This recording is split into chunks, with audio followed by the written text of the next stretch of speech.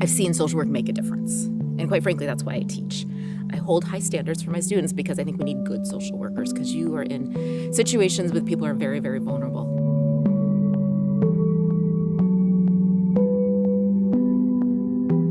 I have my bachelor's in social work. I went to Azusa Pacific University, so another small private college, but down in Southern California. Finished that up and decided I did not want to go straight to grad school because I needed a break. So I joined the Peace Corps and lived in Central America and learned to speak Spanish, which has come in super handy as a social worker. Used it a lot in my career. Then went and got my master's because that's what you got to do in this field. And so I went to New York University. Career-wise, I started off in nonprofit mental health for kids. Then I transitioned to inpatient adolescent and child psychiatry. Then I worked in an eating disorder program for partial hospital and IOP, or intensive outpatients. And I've also done management. I've managed an inpatient psychiatry unit. And I currently work as a behavioral health consultant in primary care.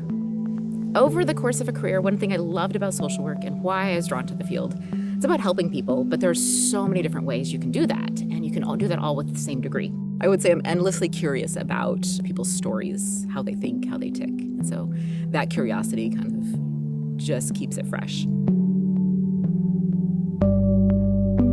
My job is to come alongside and walk alongside somebody, not to pick up and carry their problem for them, but to help them navigate it and know that they're not alone, help them to find tools along the way, to begin to internalize ways that they can learn from the situation that they're in, and find a way through.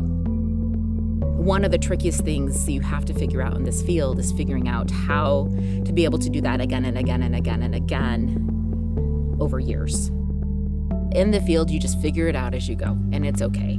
A lot of times life is just about finding a way through. It's not always pretty, but when we can show up and see the humanity in one another and just meet people where they're at, it's a really powerful thing. Sometimes the timing is just,